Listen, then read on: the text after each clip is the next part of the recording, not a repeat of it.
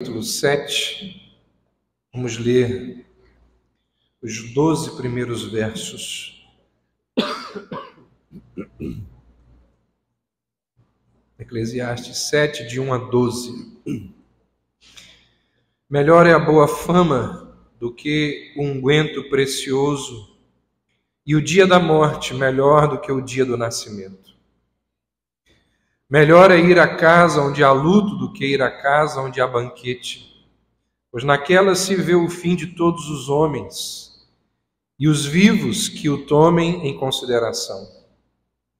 Melhor é a mágoa do que o riso, porque com a tristeza do rosto se faz melhor o coração. O coração dos sábios está na casa do luto, mas o dos insensatos na casa da alegria. Melhor é ouvir a repreensão do sábio do que ouvir a canção do insensato. Pois qual o crepitar dos espinhos debaixo de uma panela, tal é a risada do insensato. Também isto é vaidade. Verdadeiramente a opressão faz endoidecer até o sábio, e o suborno corrompe o coração. Melhor é o fim das coisas do que o seu princípio. Melhor é o paciente do que o arrogante. Não te apresses em irar-te, porque a ira se abriga no íntimo dos insensatos. Jamais digas, porque foram os dias passados melhores do que estes. Pois não é sábio perguntar assim.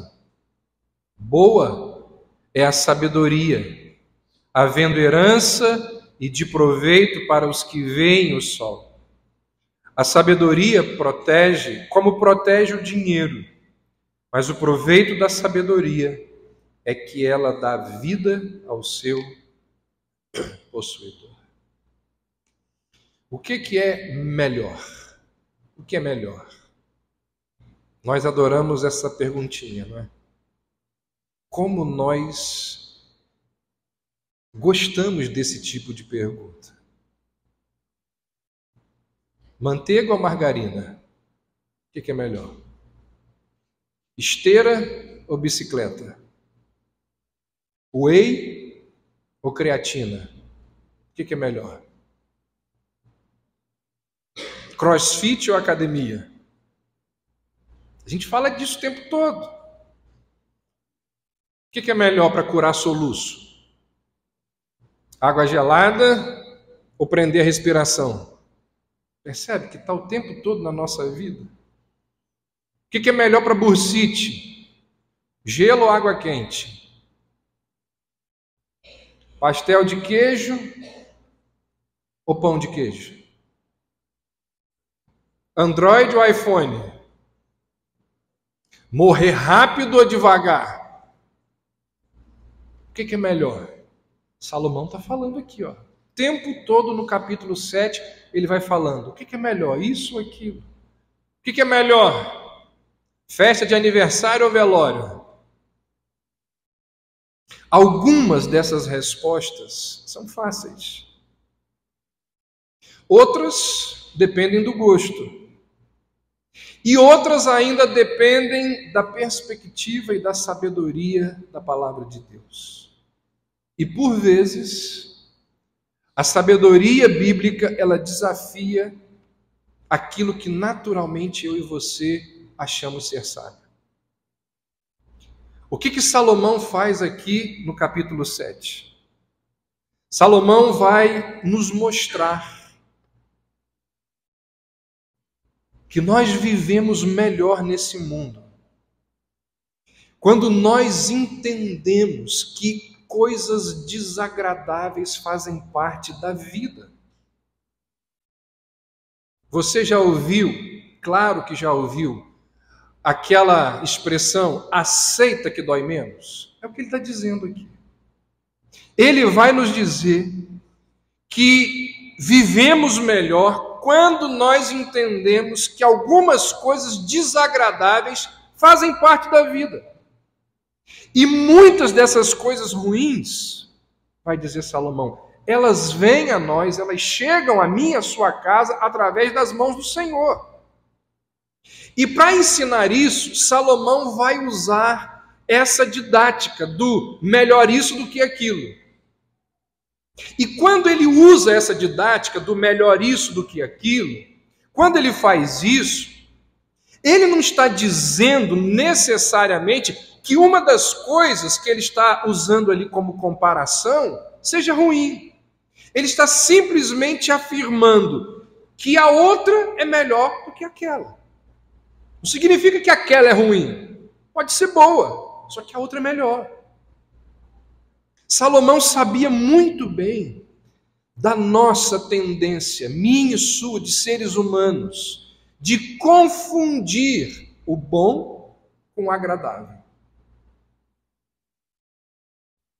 Existem coisas que são boas para nós, mas não são necessariamente agradáveis. São boas, mas não são agradáveis. Por exemplo, é isso que nós dizemos para os nossos filhos quando eles têm que tomar um remédio horrível. Nós viramos para eles e dizemos assim, ó, não é agradável, mas é bom, porque vai te curar. É bom, mas não é agradável. Quando a gente vira para o filho e diz assim, tem que fazer o dever de casa. Não é agradável, mas é bom, porque você vai aprender. Então, na vida, Salomão está dizendo, existem um monte de coisas que são boas, mas talvez não sejam agradáveis. Infelizmente, nós adultos, muitas vezes, ensinamos isso aos nossos filhos, às nossas crianças, mas nós acabamos nos esquecendo desse princípio. Por exemplo, desde cedo, nas nossas vidas, nós costumamos associar bênção com alegria, bênção com tudo está dando certo. Nós associamos bênção com dinheiro, bênção com saúde. Nós dizemos que bênção é ter um emprego fixo. Bênção, talvez alguns digam, é Deus não ficar interferindo na minha vida para atrapalhar os meus planos, mudando um monte de coisa que eu quero fazer, desejo fazer, planejo fazer, mas ele vem com a agenda dele e muda. Então, bênção é Deus não se intrometer na minha vida. Só que nós nos esquecemos, vai dizer Salomão, que a vida ela é muito mais complexa do que a gente imagina. Muito mais complexa do que essas definições, muitas vezes simplistas, que nós damos para definir bênção. Uma das canções populares do nosso país, muito conhecida, do Vinícius de Moraes, é Samba da Bênção. E na música ele diz assim, comparando, olha a comparação aqui.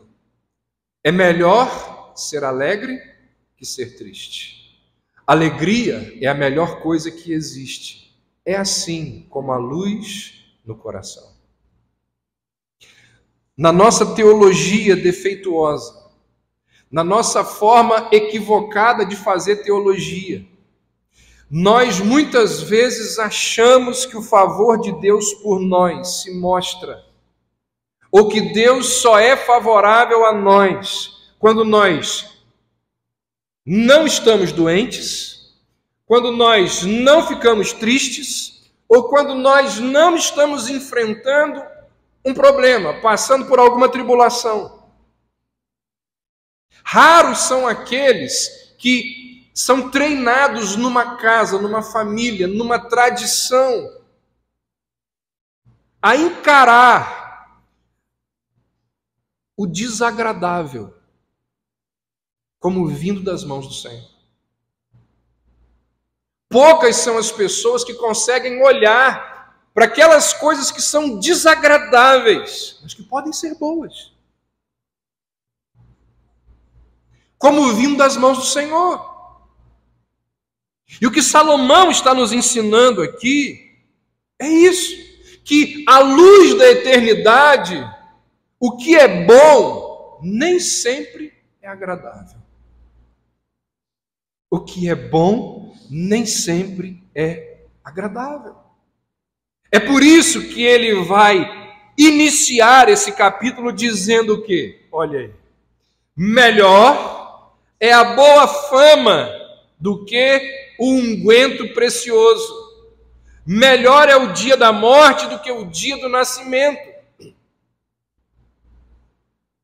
Não é apenas nos nossos dias que perfumes são valorizados.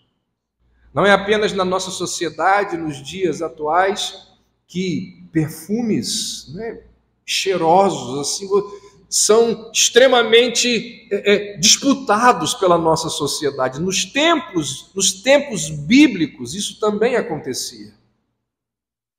Naquela época, naquelas comunidades empoeiradas ali dos tempos das Escrituras, óleos perfumados, vários tipos de fragrância eram altamente valiosos. Você deve se lembrar lá daquela mulher que pegou aquele perfume valiosíssimo e derrubou aos pés de Jesus. Então a primeira parte do que Salomão fala aqui no verso 1 do capítulo 7 é semelhante a algo que ele vai dizer lá no livro de Provérbios, no capítulo 22, quando ele diz: melhor ou mais vale o bom nome do que as muitas riquezas. Aqui em Eclesiastes, Salomão vai fazer um jogo de palavras no hebraico que diz mais ou menos o seguinte: boa fama é melhor do que perfume refinado. Perceba, Salomão não está dizendo que perfume é ruim. Perfume é bom. É algo bom. Ele não nega que perfume seja uma coisa boa, extremamente agradável. Mas ele vai dizer que existe algo melhor. Melhor do que o perfume é o bom perfume do bom nome. Ter um bom nome cheira melhor do que azarro, do que, sei lá. É isso que ele está dizendo. Ter um nome cuja integridade as pessoas admiram é algo ainda mais valioso do que um perfume caríssimo. E é estranho que grande parte da nossa sociedade seja atraída, fascinada pelo mau caráter. Isso é impressionante. Muitas vezes, o que impressiona a mente dos jovens são os vilões. Muitas vezes, o que os jovens gostam é do Darth Vader, é do Coringa, é do Hannibal. São esses caras que muitas vezes são admirados pela juventude. Adolescentes gostam muitas vezes do menino mau caráter. Elas se apaixonam por aquele menino que é o mau caráter. Isso é impressionante. Salomão diz, olha, no reino de Deus, para ter sentido na vida, ele nos chama aqui a usar o perfume do bom caráter. Melhor é a boa fama do que um unguento precioso. O bom nome. Eu pergunto para você, quando as pessoas pensam em você, quais são os traços do caráter, do seu caráter que vem à mente das pessoas? Nunca parou para pensar nisso? Quando as pessoas pensam em mim, será que o que é que aparece na mente delas?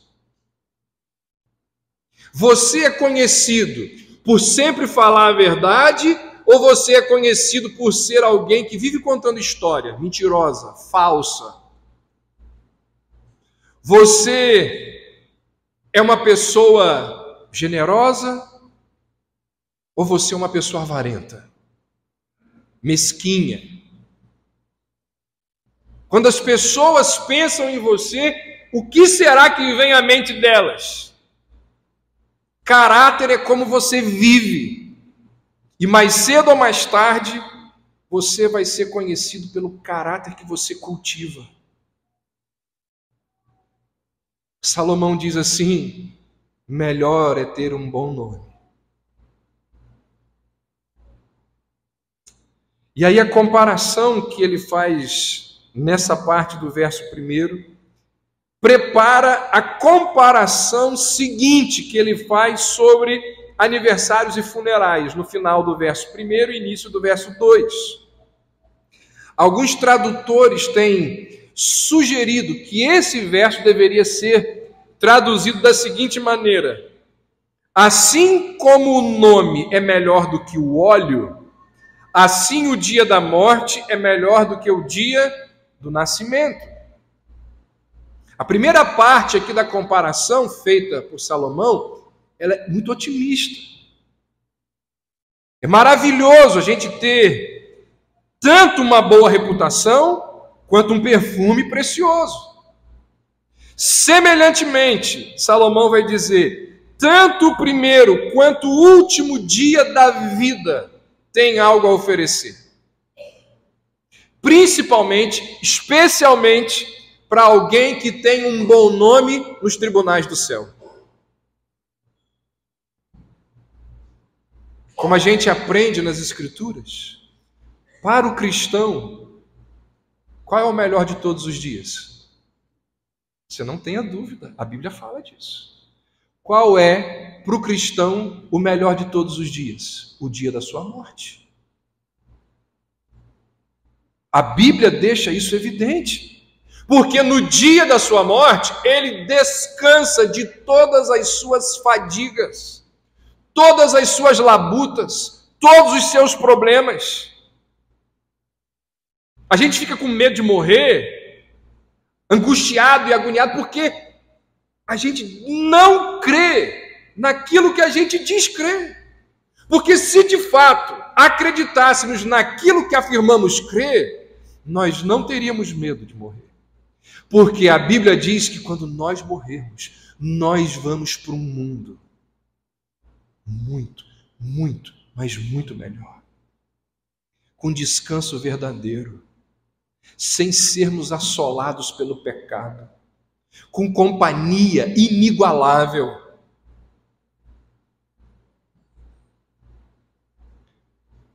Uma das razões pelas quais o dia da morte é melhor do que o dia do nascimento é porque, paradoxalmente, a morte ela tem mais a nos ensinar do que a vida. Isso é uma coisa impressionante.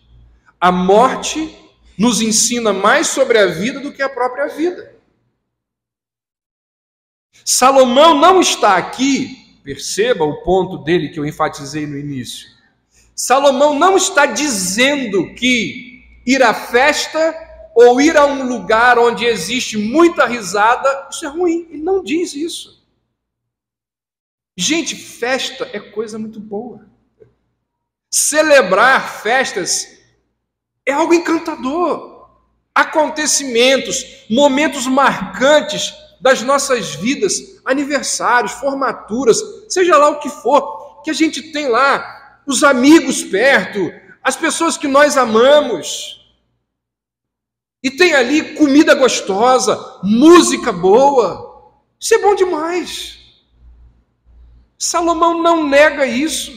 Você olha para Jesus, Jesus gostava de festa, gente. Tinha uma festa, Jesus estava lá.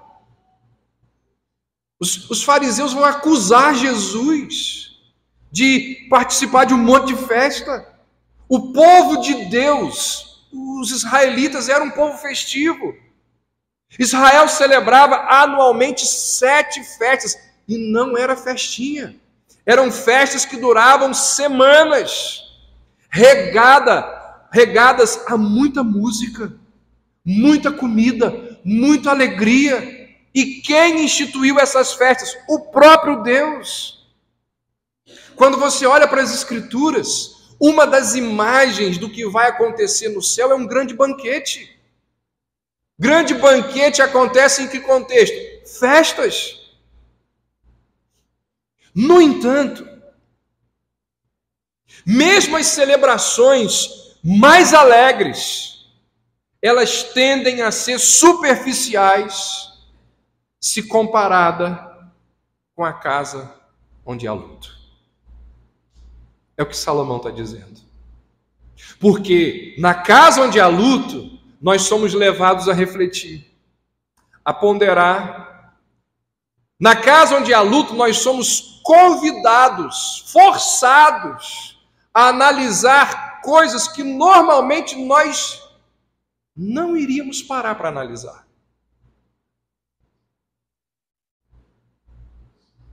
Não é agradável ir a velórios, mas é bom. Entendeu o ponto? Não é agradável, mas é bom. Por quê? Porque ali a gente tem muito a aprender acerca da vida. A vida nos ensina, mas a morte, diz Salomão, ensina muito mais. A vida nos dá lições, mas a morte, ela pega essas lições que a vida nos deu e coloca dentro de uma moldura.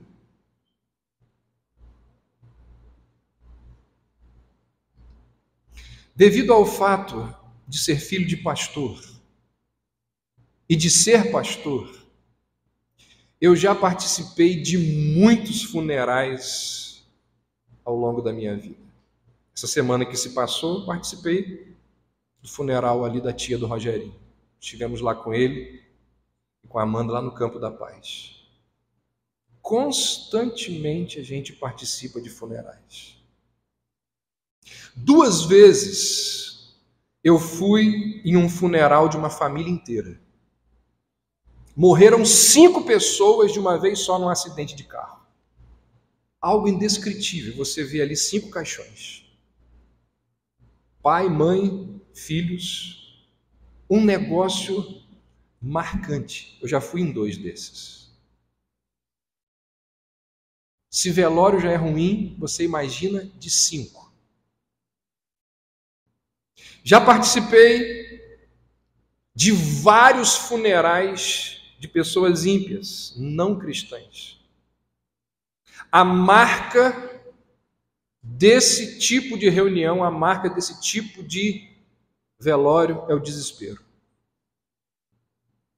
Já participei de funerais em que parece que o céu se abriu e o consolo do céu quase que se materializou naquele ambiente. Tinha lágrima, tinha dor, mas os hinos, a pregação da palavra de Deus, a esperança do reencontro, marcaram não apenas aquele local, mas a minha memória. Eu lembro de como alguns velórios foram marcantes. Fui em pouquíssimos velórios de bebês, mas já fui. Já fui em vários velórios de jovens. Irmãos, sepultar jovens não é uma coisa simples. Não é. Porque todo mundo fica com a sensação de que não era para acabar ali. Todo mundo fica com a sensação de que aquela vida ela foi ceifada antes do tempo. E aí isso gera na gente uma sensação de injustiça. Não era para ser. Quantos sonhos, quantos planos pela frente. Já participei de velórios com 7 pessoas. Eu e mais 7.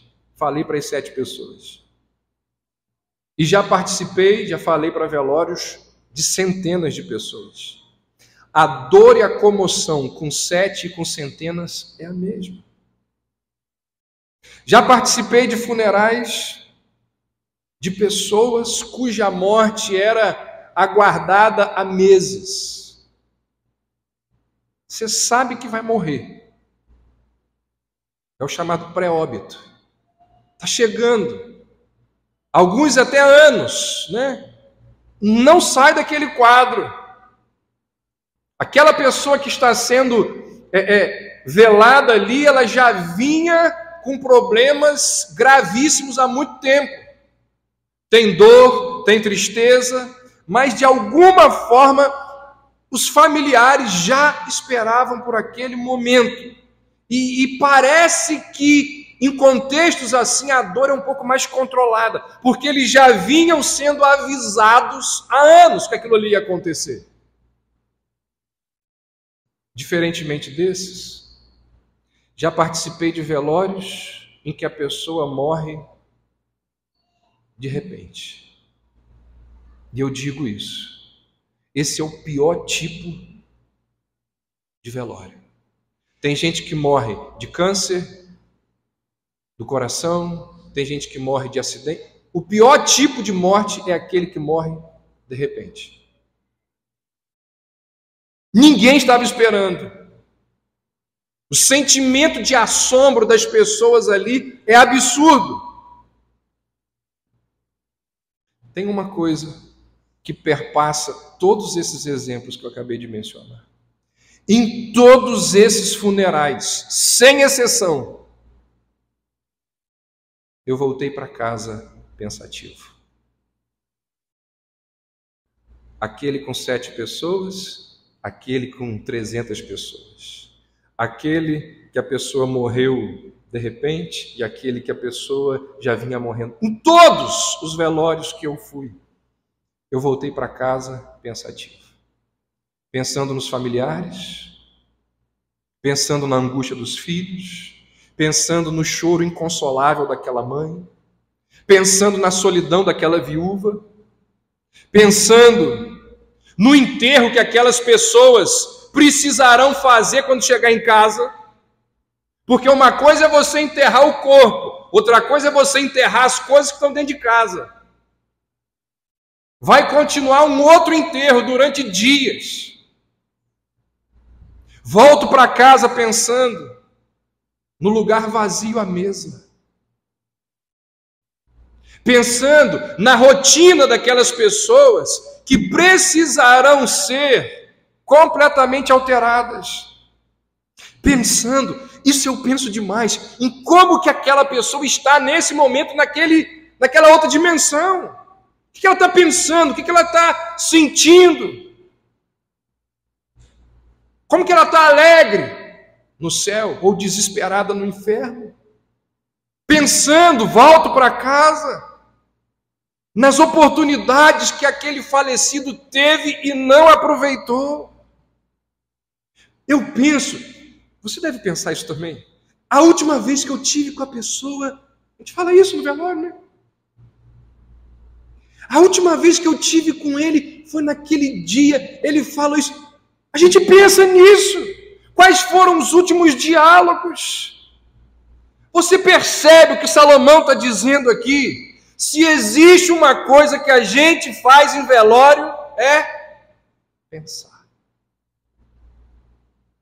A gente pensa, a gente pondera, a gente analisa. O que Salomão está nos mostrando aqui é o seguinte: não é agradável, mas é bom ter um encontro direto com a morte. Entende isso?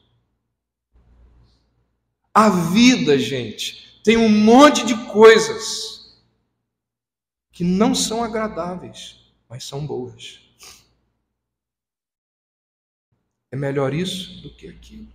Não significa necessariamente que seja ruim. Participar das ocasiões que a vida nos oferece, para contemplarmos o final dela, é uma das formas que Deus usa para nos preparar para aquilo que está por vir. Você pode ter certeza disso. Participar das ocasiões que a vida nos oferece para contemplarmos o final dela é uma das formas que Deus usa para nos preparar para aquilo que está por vir. Então, uma das melhores maneiras para você, para nós nos organizarmos para a morte, é ajudando a enterrar aqueles que viveram entre nós. Gente com quem nós compartilhamos a vida. Gente que fez parte da nossa história. Pessoas com quem nós almoçamos, pessoas com quem nós saímos para lanchar depois do culto da noite, pessoas que sentaram do nosso lado no banco da igreja. A Bíblia diz assim: é nossa responsabilidade estar lá, naquele lugar, naquele dia, naquele momento em que aquela pessoa for colocada no solo. Eu tenho que estar lá, você tem que estar lá. É a ordem das Escrituras nós enterrarmos uns aos outros. Sabe as crianças aqui da igreja? Gaste tempo com elas. Brinque com elas. Se envolva com elas. Sabe por quê? Porque são elas que vão te enterrar.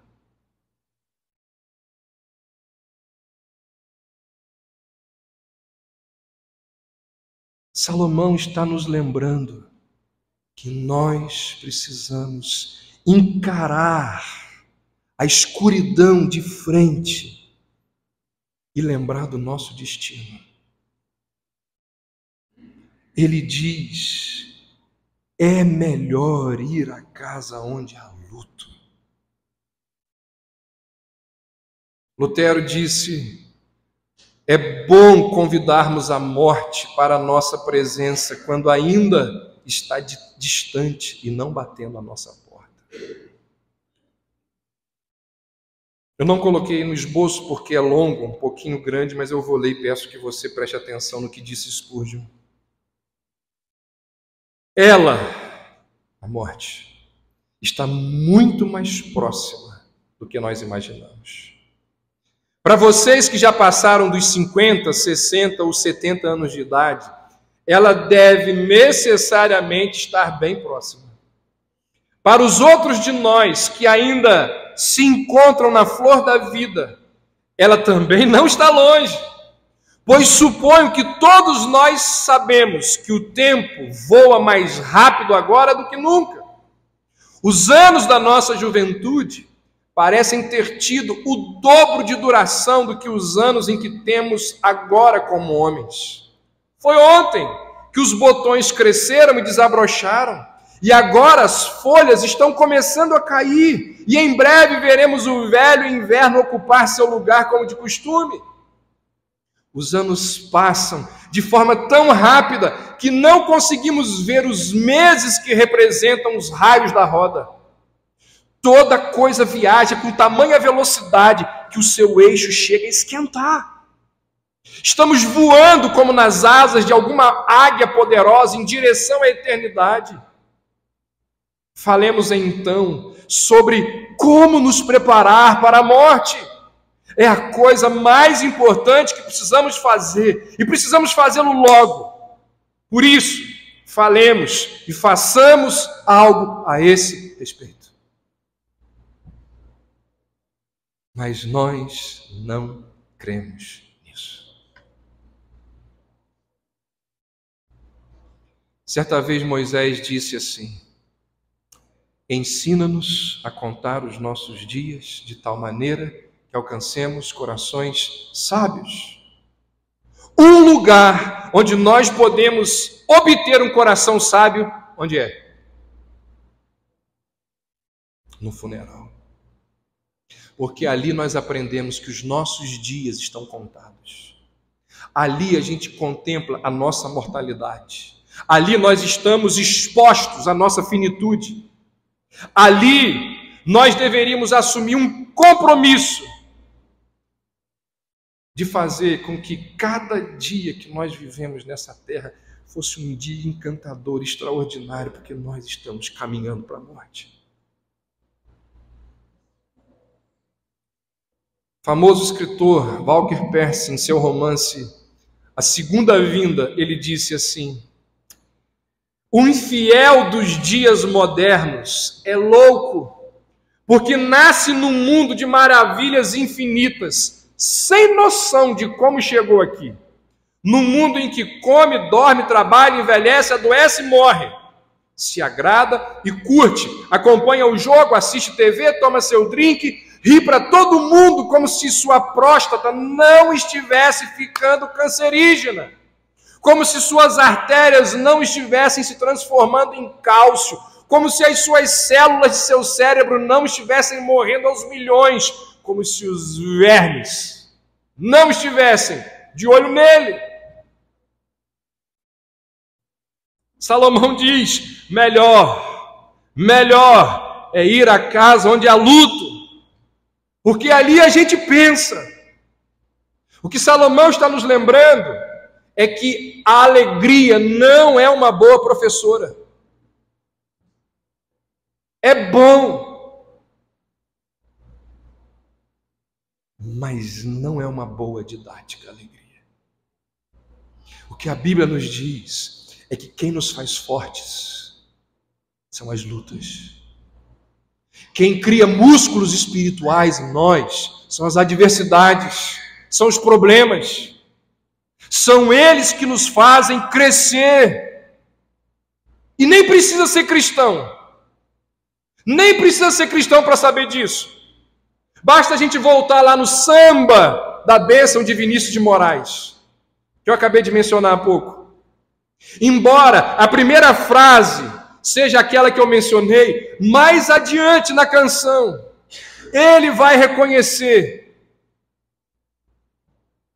que até mesmo a beleza envolve tristeza. Ele diz: é melhor ser alegre que ser triste, alegria é a melhor coisa que existe, é assim como a luz no coração.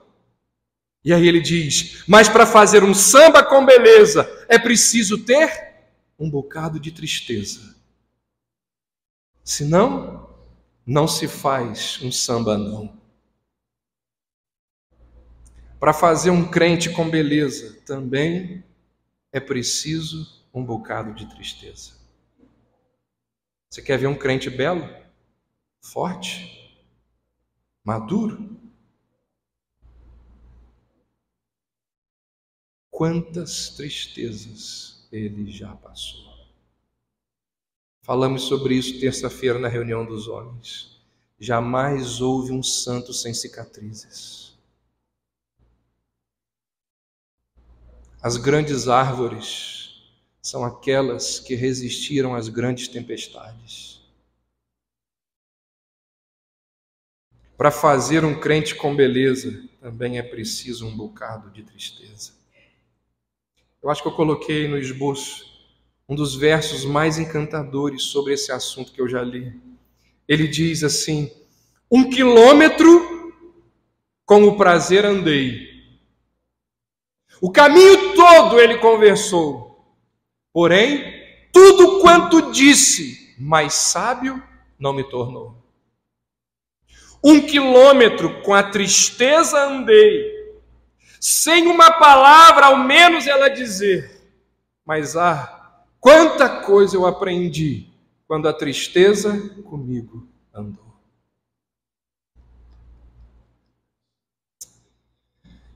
Ao falar sobre as casas de alegria e luto, Salomão vai também fazer aqui um contraste entre corações sábios e tolos, está aí no verso 4. O mesmo contraste reaparece quando ele introduz um novo tema com uma outra comparação aí no verso 5. Olha o que ele diz: melhor é ouvir a repreensão do sábio do que ouvir a canção do insensato. Ou seja, a repreensão da sabedoria é melhor do que a risada da tolice. O que ele está dizendo aqui? Uma das melhores formas para aprender a viver bem nesse mundo. Não é sobre isso que trata o livro? Não é essa uma das principais propostas do livro? Como viver bem nesse mundo? Salomão então diz: uma das melhores maneiras de se viver bem nesse mundo é aceitando a repreensão de pessoas que são mais sábias do que nós. Pessoas que já caminharam mais do que a gente. Repreensões não são coisas agradáveis, mas são boas. Entendeu? Tem muita coisa que não é agradável, mas é boa. Vindo de pessoas maduras, piedosas e que nos amam, repreensões são coisas muito boas. Infelizmente, repreensões são coisas que a maior parte das pessoas não gosta de ouvir. As pessoas gostam de ouvir aquilo que Salomão vai chamar aqui de canção do insensato. E ao descrever esse tipo de insensatez, Salomão então estabelece uma analogia, onde ele compara, no verso 6, a risada dos insensatos com o crepitar dos espinhos debaixo de uma panela. De que forma? Que uma risada tola é como um fogo alimentado por galhos de um espinheiro. Qual é a ideia aqui? Qual é o ponto aqui? Apesar de produzir chama rapidamente, você já colocou fogo ali no espinheiro? O fogo vem rápido. Aquele espinheiro seco, você bota o fogo ali, ele aparece rápido. No entanto, o fogo do espinheiro, ele é de curta duração. Acaba rápido. O fogo do espinheiro, ele não vai fornecer muito calor. Salomão diz, olha, o mesmo vale para pessoas insensatas. A risada delas não fornece muito calor. A risada do insensato tem frivolidade, não tem alegria. Mesmo que o insensato consiga rir com facilidade, a risada dele não dura, é igual o fogo do espinheiro. Salomão está dizendo, olha, aquele que ri mais alto não é necessariamente aquele que mais ri. É por isso que Salomão diz que é melhor nós ouvirmos a repreensão do sábio, ouvir aquela crítica edificante de um amigo piedoso, que quer o nosso bem, que quer salvar a nossa vida. O que pessoas sábias nos dizem? Basta olhar, basta ler, basta lembrar de tudo que nós já vimos até aqui. O que Salomão nos disse lá do capítulo 1 até aqui? Salomão nos ensinou que viver pelo prazer e pelo trabalho por lucro egoísta é correr atrás do vento. Salomão nos ensinou que Deus tem um tempo para todas as coisas debaixo do sol, inclusive nascer e morrer. Salomão já nos disse que é melhor serem dois do que um para enfrentar todas as fadigas e provações da vida. Salomão já nos disse que Deus está no céu e nós aqui na terra, então nós devemos ter cuidado com aquilo que nós dizemos a Ele. Salomão já nos disse que dinheiro jamais satisfaz a nossa alma. Ou seja, nós estamos diante de alguém sábio que está nos dando uma série de conselhos que vão nos ensinar a viver melhor nesse mundo caótico, que estão nos preparando, esses conselhos, para a eternidade. Então, o que ele está dizendo aqui? Você quer viver bem nesse mundo? Você quer ter uma forma melhor de viver nesse mundo caótico que é esse no qual nós vivemos? Então, cola com pessoas sábias. Viva perto de pessoas piedosas. Você vai buscar amizade com um insensato que ri alto, mas a risada dele não passa de fogo de espinho? Você quer viver bem nesse mundo? Cola com aquelas pessoas que amam esse livro. Viva do lado de pessoas que têm temor por esse livro, que leem esse livro todos os dias, que buscam princípios desse livro para a sua vida todos os dias. Gaste tempo com aquelas pessoas que já estão peregrinando espiritualmente há mais tempo que você. Já está no caminho da peregrinação espiritual há mais tempo que você.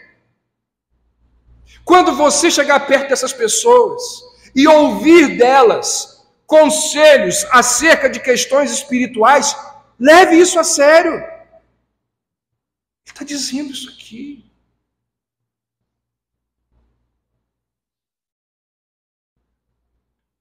O que nós já vimos? Estamos caminhando para o fim. Ele nos advertiu sobre nascimento e morte.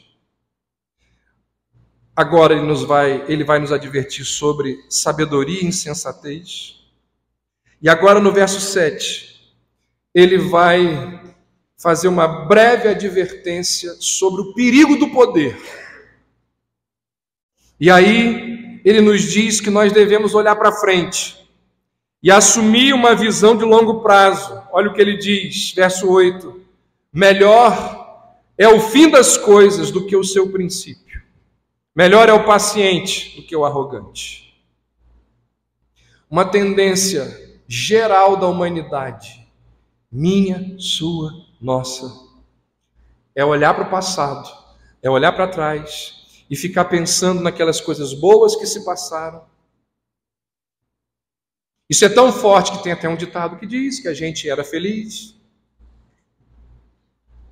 A nossa tendência é de olhar para o passado e falar, como que as pessoas eram boas, como que as pessoas eram educadas, os jovens eram obedientes, a comida era saudável, a música era agradável, isso, aquilo, outro, a gente vai falando do passado, daquelas coisas. Salomão diz, olha só, calma. Os israelitas do tempo dele faziam a mesma coisa. A minha juventude, o meu tempo de solteiro, quanto tempo eu tinha, a minha infância. Naquela época as coisas não eram desse jeito. Irmão, Salomão está dizendo aqui, filho, não se iluda. A vida sempre foi difícil para todo mundo. Os tempos sempre foram ruins desde a queda. Mesmo os tempos bons que temos não se comparam, diz Salomão, com aquilo que está por vir. Mais uma dica extraordinária para a gente viver bem nesse mundo. Porque se a gente vive só olhando para o passado e reclamando do que passou, nós vamos ter um coração cheio de amargura. Salomão diz, tem uma perspectiva de que as coisas boas estão por vir. Enquanto esse dia não chega, viva com sabedoria. Mesmo que a sabedoria não seja capaz de resolver tudo, mas ainda assim ela vai te ajudar. É o que ele vai dizer. Olha aí no verso 12. A sabedoria protege, como protege o dinheiro. Salomão sabe que o dinheiro não dura para sempre. Mas enquanto nós tivermos dinheiro, ele será útil, fornecendo a mim e a você auxílio e ajuda contra as dificuldades que nós temos. Ele diz, de forma semelhante, a sabedoria serve como proteção para a nossa alma. A sabedoria, ela nos ajuda a lidar com a realidade da morte.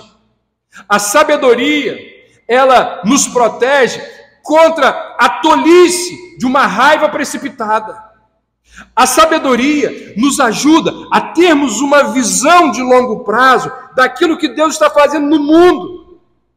A sabedoria pode até salvar a nossa alma, porque Salomão vai dizer aí, verso 12, proveito da sabedoria é que ela dá vida ao seu possuidor.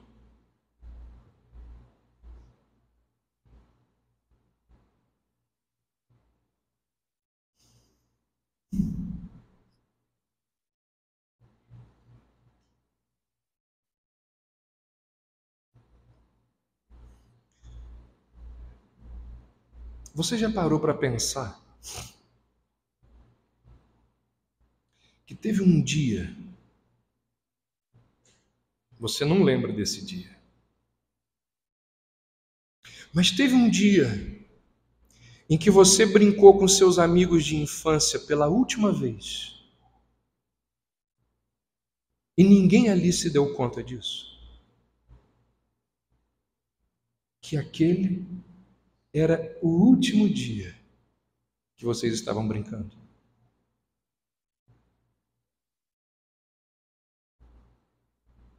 De fato, nós morremos um pouco todo dia. De fato, a gente perde um pouco da vida a cada dia. Dificilmente nós sabemos que aquilo ou aquele encontro foi a última vez.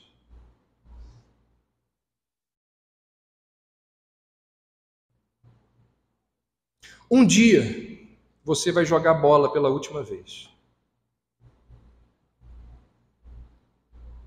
Vai ser divertido, dolorido, e você vai ficar pensando assim: eu preciso fazer isso mais vezes. Mas você não vai fazer mais vezes. Seja pelo joelho, seja pelas costas, a dor nas costas, seja pela falta de tempo. E aquele dia vai ter sido o seu último gol, a sua última canelada, a última risada engraçada depois de você perder aquele gol sozinho.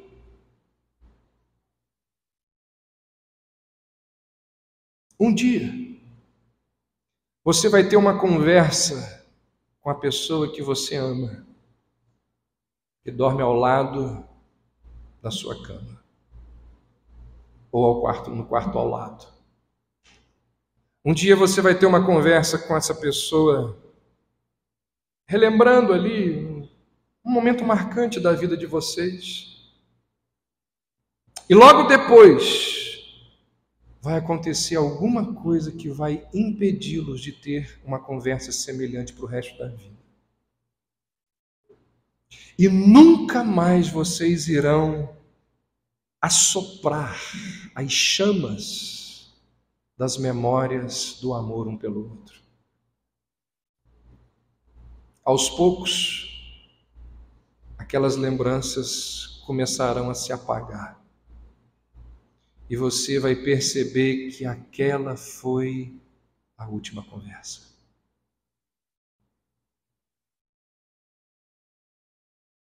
Um dia, você vai se despedir do seu pai pela última vez. Pode ser que já tenha acontecido com alguns aqui, como aconteceu comigo. Você nunca mais vai poder conversar com ele. E você vai ficar com aquela sensação de que tinha muito para dizer. E vai ser assim com cada um dos parentes, com cada uma das pessoas amadas com quem você convive.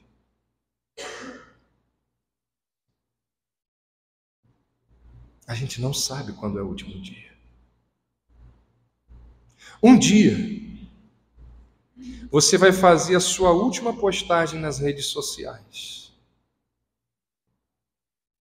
E se você soubesse que aquela era a última postagem, talvez você não usasse aquela postagem para ficar falando mal dos outros. Um dia, você vai conhecer uma pessoa nova pela última vez. E provavelmente essa pessoa vai ser um profissional da saúde. E vai ser aquela pessoa que vai te ajudar a, de forma confortável, sair desse mundo. Um dia, você vai assistir a Copa do Mundo pela última vez. Talvez ciente, eu não vou durar mais 4 anos. Essa é a minha última Copa.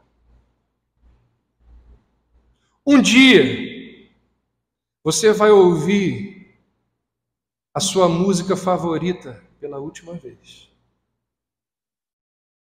Você não vai saber que é a última vez. Porque se você soubesse, você cantaria com todo entusiasmo. E vai ser assim com cada uma das suas músicas favoritas. Mas você não vai saber que aquela foi a última vez. Um dia, você já não aguenta mais, né? Você vai entrar no mar pela última vez.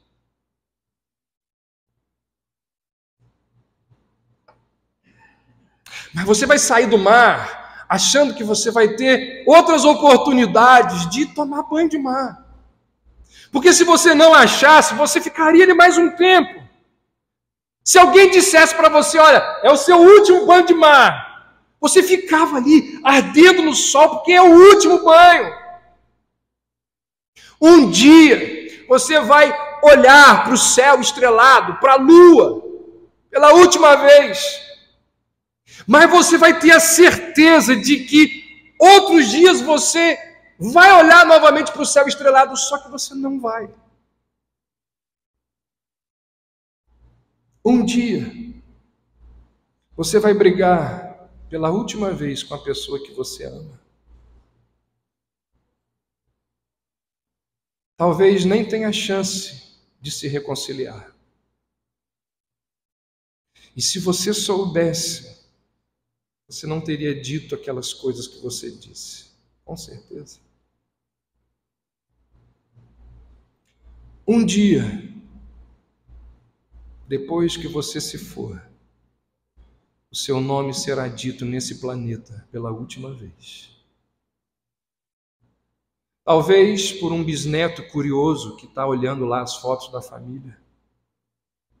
E depois que esse bisneto curioso falar o seu nome pela última vez, nunca mais o seu nome será pronunciado aqui. Um dia, as coisas acabam.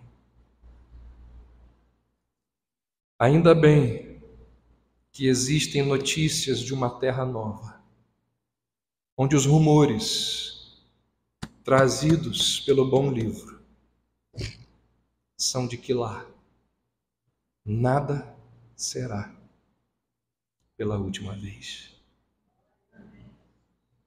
Lá nós viveremos a todo sempre e não existirão mais últimas vezes. Que Deus nos ajude a termos sabedoria para vivermos aqui diante dos últimos dias que nós temos pela frente, diante das últimas oportunidades, diante dos últimos abraços, diante dos últimos sermões. Que Deus nos ajude. E aqui está a ajuda. Vamos orar. Senhor, que a Tua palavra nos ajude, que a Tua palavra venha nos inspirar, que a Tua palavra venha nos auxiliar.